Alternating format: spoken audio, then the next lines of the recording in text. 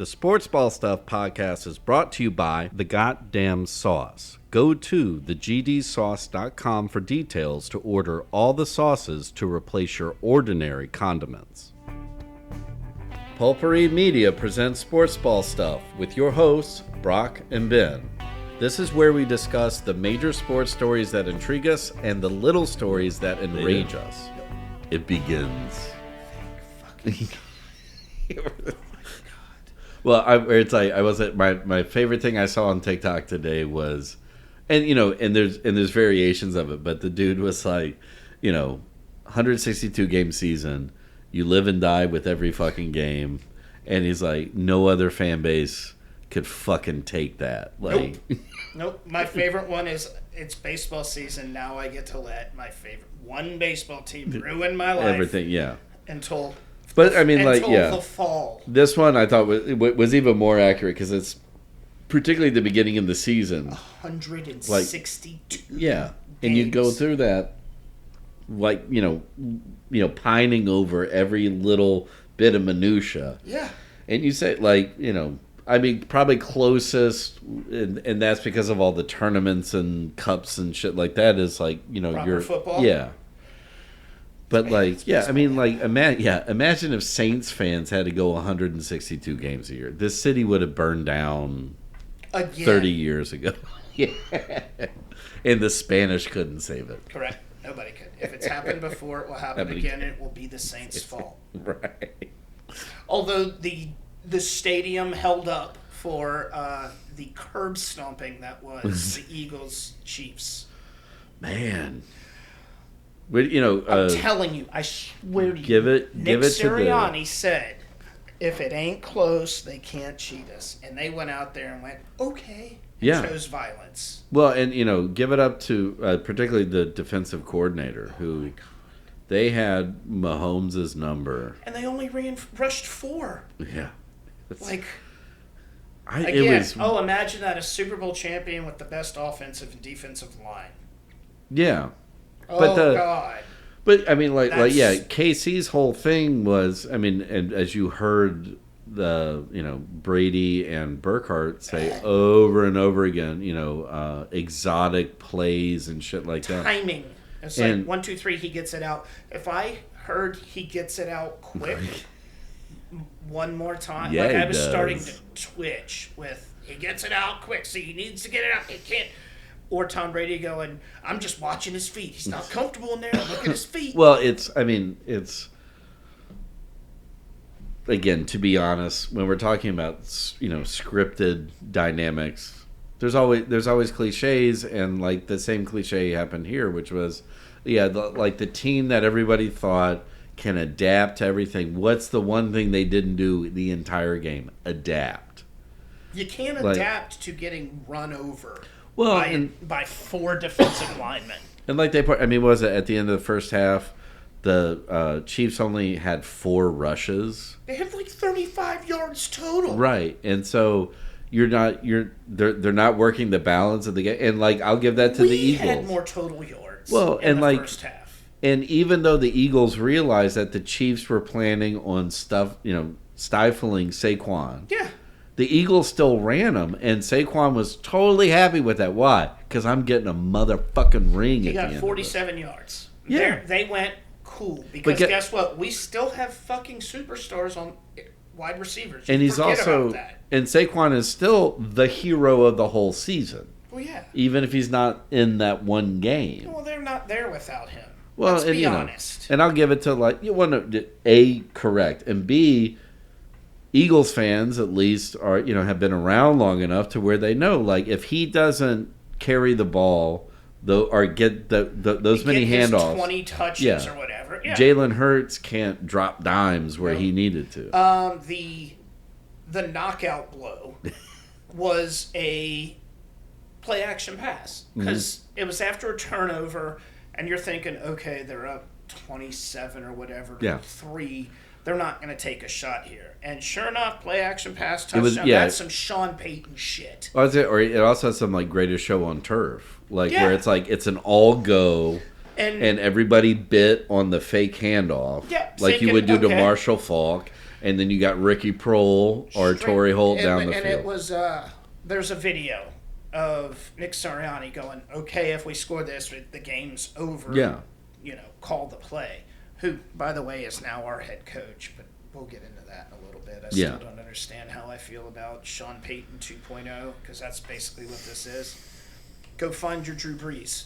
But yeah, good on the Eagles. They probably had the best team roster-wise in the NFL. Good for C.D. Deuce. Good for Braun.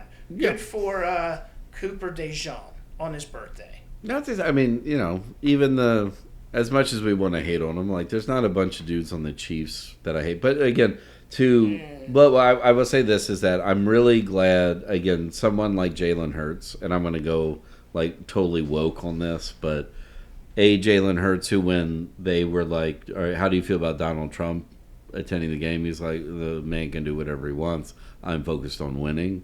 And not being like, it's a real great honor. Yeah, I was going to say, there was another guy on the other side of the field. Yeah. Whatever. Go ahead. And then he's the stupid brother. Remember, Jalen Hurts has an all-female agent staff. Yep. And he was benched in the national championship game in college. Right.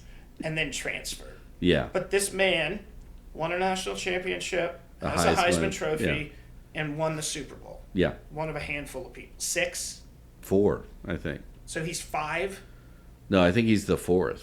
Okay, I thought it was more than that. But it doesn't matter. But think about that. Well, we were quizzed on that. And I know. That's why. I know Reggie Bush just won. Correct, yeah. But again, I was counting. I forgot he got his Heisman. So did I. I wasn't thinking about it. Which is good, because that's not his fault. That's Pete Carroll's fault. And they gave it back to him, though, right? Yeah. Okay, good. He got it Because he back. fucking deserves it. Yeah. You know what? He won a Super Bowl. He did. And a Heisman. And a national championship. Correct. Okay. Just making sure. But, Anyways. Wait a minute. My last thing, and this is mainly like NFL stuff. I was going to say real quick, New Orleans handled it like a champ, like we always do. Oh, yeah. Of course we did. 11th Super Bowl. And New Orleans. Well, and also, think about that. That's like almost every 6 Super Bowls we get one, or 5.4 we get one here. Yeah. But I also enjoyed like the dichotomy of like the presentation, like where you have you have the fucking Brad Pitt propaganda piece. The president's there, but then you have big local artists doing the Lift Every Voice and Sing, and then John Baptiste doing the. That was the worst thing on the planet. No, it wasn't. Yeah, well. I've seen more. No. I'm just saying. Yeah. It was the worst. Oh, I know. Yeah, sure. Okay. I'm sure. Yeah, I'm sure the Twitterverse didn't like it. The woke is too. John Baptiste in his sample board doing the national anthem, which was amazing to watch. You shouldn't do that, man. National anthem should be sung one way. You can't go making it your own. I every time I see that dude, I'm more impressed. Yeah. And then you had my favorite, all the memes of old white men not understanding the Kendrick Lamar halftime show. It's one of my favorite things ever. But and again, I just always chalk it up. It's like that's not my thing. Yep. But that doesn't take away from whatever what that performance was. I understood the performance without even knowing the lyrics. Yeah. Yeah. Just And the so yes, that word. Yeah. Of it all. You realized it was a PlayStation controller? Yeah. I didn't. The X's and O's, yeah. Yeah, until he had and it's also a football metaphor, and there's also, yeah. And then he locked himself in the thing. Yeah. American flag dancers and stuff. Well, and then, there was so much going on, I didn't even realize. We figured out the singer was SZA, but, Serena Williams was dancing out there. I didn't realize it at the time. Yeah. Did not, because there was so much else going on. Right. Yep. Again, Drake, you lose. Yeah. No. Kendrick won? Drake? Yeah, don't 0. go up against Kendrick. Fatality. Supreme burn. Yeah. But yeah, my last overall point is, and I will say this no matter whatever sport it is, it's the reason I hate dynasties. And this whole thing of part of the reason we even tuned in was in the hope you see Kansas City lose. Correct. But that's not, I mean, overall, that's not good fandom. Put it this way. No, I hate that idea. Baseball lost this year because it was 2 teams that everybody else could care less about. Football was the same way, unless Right. you're fans of that team, right? Like, I guess most of the country was hoping Kansas City would lose, Yeah. where most of the country in baseball was just hoping a meteor hit St. Louis that would destroy the country because it would work. They're Yeah, you're right. Yeah. Yeah. that would destroy the country. I got the St. Louis reference. Okay, good. I'm just making sure. Baseball. Well, but Dodgers. yeah, I mean, you're going and Same with the Patriots. and I get that, like, right. And the sad part is, for the vast majority of Americans, that's what. So again, I mean, why did people tune into the Patriots Super Bowl so much? Because they wanted to watch the Patriots lose. Right. Yeah. Whereas I'd rather see year after year different teams Yes. get a shot. That's what makes college football And basketball. fun. Yeah. Yeah, and basketball. Yeah. Yes. So, Good. please, I mean, this is a personal thing for me. It's like, that's why, and again, even with my own team, I would love the Cardinals to have 10 more World Series, but I don't want it to be 10 in a row. It's fascist. It's not fun. I understand, like, people it's end like- up hating that. Juventus won 9 in a row, Yeah. and the last 3 were just like. It Oh, got to the point where I didn't care about the regular season. I only worried about Champions League because What are case in point Notre Dame? Yeah. Notre Dame's been out of it for so long that they were the underdog and the fan favorite this year. think about that, Yeah. bruh.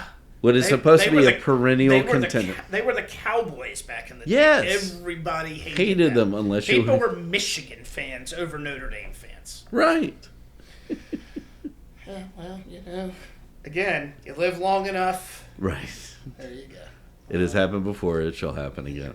Live long enough to become the villain. But since we're already talking about it, let's stick with baseball and then we get to then we'll proper get to football in the proper back. football.